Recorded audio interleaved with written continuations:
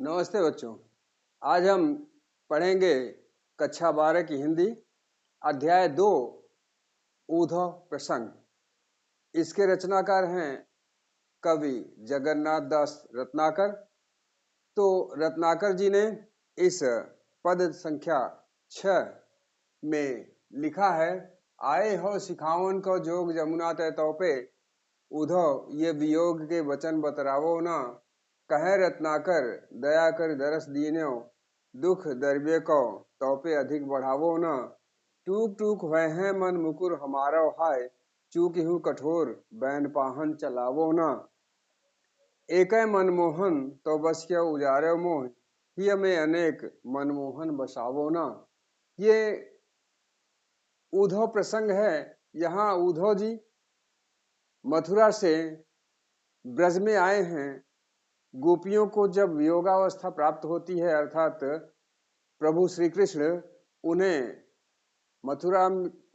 छोड़कर मथुरा चले जाते हैं, तो वहां से उद्धव जी गोपियों के विरह दशा को शांत करने के लिए ब्रज आते हैं।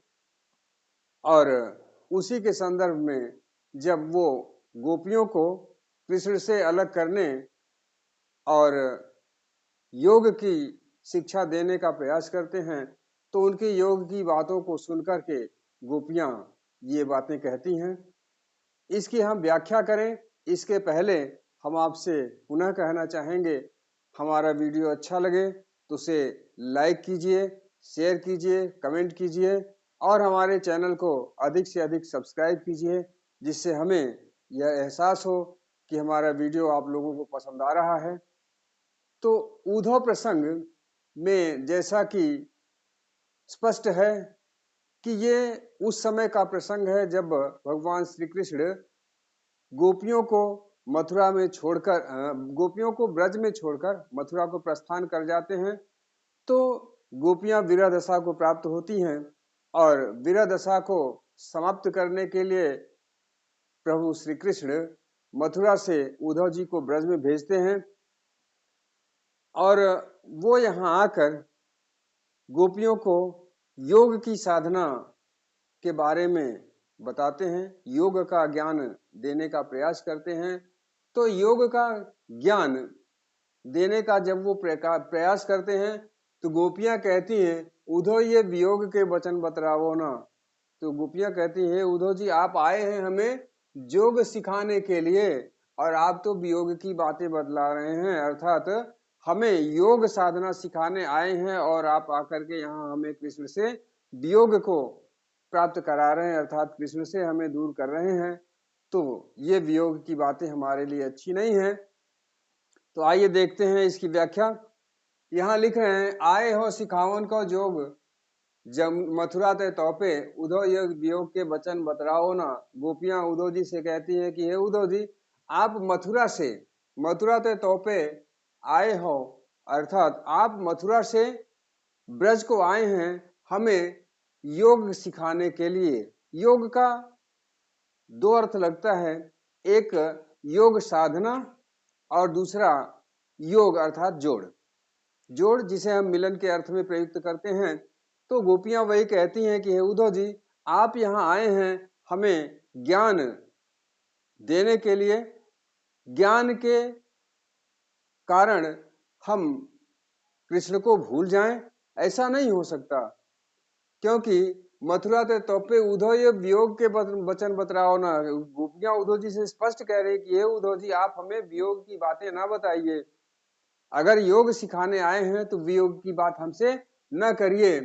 कह रत्नाकर दया कर दरस दीनो, दुख दर्बे को तोपे अधिक बढ़ाओ ना। गोपियां उद्धव जी से कहती है कि हे उद्धव जी, आप कवि रत्नाकर जी कहते हैं कि गोपियां उद्धव जी से कहती है कि हे उद्धव जी आपने हमारे ऊपर दया करके मथुरा में आए, दुख दर्बे को तोपे अधिक बढ़ाओ ना, इसलिए हम दुखियारी गोपियों के दुख को गोपियों के दुख को अधिक बढ़ाओ ना और अधिक ना बढ़ाइए।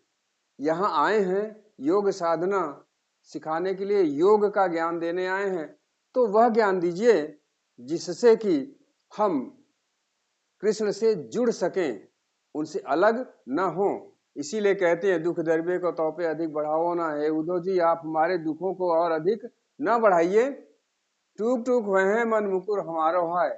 क्योंकि इस प्रकार से जिस ज्ञान को आप देना चाहते हैं, उस ज्ञान को पाके हमारा मन रूपी दर्पण टूक टूक हुए हैं, टुकड़े टुकड़े हो जाएगा। अर्थात जो ज्ञान आप देना चाह रहे हैं वियोग का, कहने के लिए तो आप योग का ज्ञान देने आए हैं, लेकिन हमारे लिए तो वह योग नहीं वियोग है।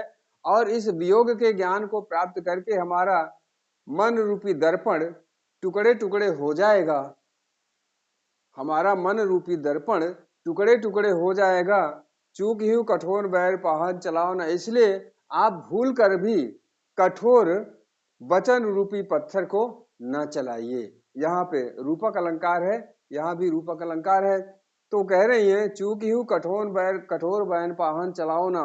चूक ही भूल कर भी आप कठोर वाणी रूपी पत्थर को न चलाएं। क्योंकि जिस प्रकार से पत्थर के चलने से दर्पण टुकड़े टुकड़े हो जाता है, छिन्न भिन्न हो जाता है, उसी प्रकार से बैन पाहन वाणी रूपी पत्थर के चलने से हमारा हृदय रूपी दर्पण टुकड़े टुकड़े हो जाएगा। और जिस प्रकार से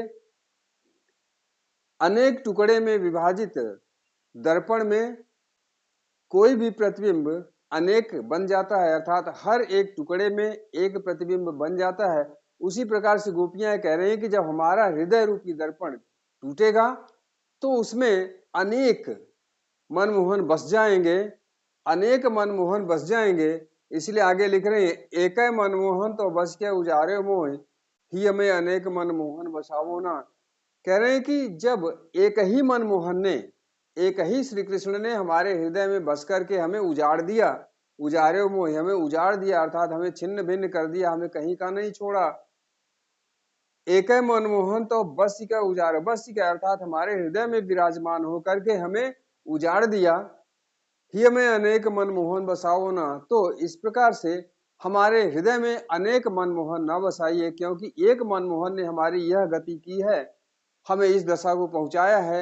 और जब हमारे हृदय में अनेक मनमोहन बसेंगे, अनेक कृष्ण विराजमान हो जाएगा, तो हमारा क्या होगा, अर्थात हमारा हृदय एक मनमोहन के बसने से उजड़ गया, तो अनेक मनमोहन के बसने से तो हम सारी गोपियां ही समाप्त हो जाएंगी, अपार दुखों को प्राप्त करेंगी। तो इसमें यही बताया गया है कि जिस प्रकार से दर्पण के टूटने से कोई प्रतिबिंब प्रत्येक टुकड़े में अलग अलग विराजमान हो जाता है, बस जाता है, उसी प्रकार से हमारा मन रूपी दर्पण, हमारा मन रूपी दर्पण जब आपके वाहन रूपी, आपके बैन रूपी पत्थर चलने से टुकड़े टुकड़े में खंडित हो जाएगा, तो उसमें ढेर सारे मनमोहन विराजमान हो जाएंगे। और तब हम गोपियों की यह दशा है, अभी हम गोपियों की यह दशा है, तो बाद में क्या होगा जब अनेक मनमोहन हमारे हृदय में विराजमान होंगे। तो यह रही हमारे काव्य की व्याख्या, इस काव्य की व्याख्या रही। आइए देखते हैं इसका काव्य सौंदर्य क्या है। तो इसमें सबसे पहले जो पॉइंट लिखा जाता है उसमें ये लिखा जाता है कि इस पद में गोपियों की दयनीय दशा का वर्णन किया गया है। कवि ने यहाँ यह बताने का प्रयास किया है कि श्री कृष्ण के द्वारा भेजे गए उद्धव के आने से गोपियों को सुख की नहीं दुख की अनुभूति होती है, अर्थात उनका दुख और बढ़ जाता है। और भाषा अगर हम देखें तो जैसा कि है ये कृष्ण से संबंधित काव्य है, तो कृष्ण से संबंधित काव्य होने के कारण इसकी भाषा ब्रज हो जाएगी, क्योंकि जितने भी काव्य कृष्ण के संबंध में लिखे गए हैं वो सब के सब ब्रज भाषा में लिखे गए हैं, क्योंकि कृष्ण भी ब्रज में ही विराजमान रहते थे। तो यहाँ भाषा हो जाएगी ब्रज। और इसकी शैली है मुक्तक, इसकी शैली मुक्तक हो गई। और छंद सवैया है। सवैया छंद है ये रस। जैसा कि हमने यहाँ बताया कि मन मुकुर कठोर बैन पाहन रूपक अलंकार है, यहाँ पर पुनरुक्ति प्रकाश है और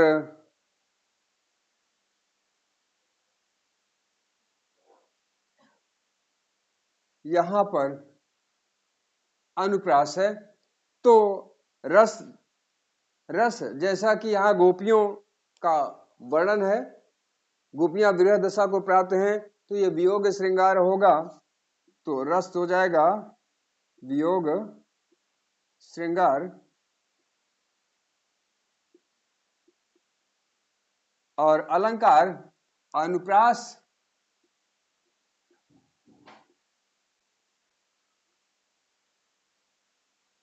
अनुप्रास रूपक और पुनरुक्ति प्रकाश। पुनरुक्ति प्रकाश। तो इस प्रकार इस पद की व्याख्या रही। हम जल्द ही दूसरे वीडियो में मिलते हैं, तब तक के लिए धन्यवाद।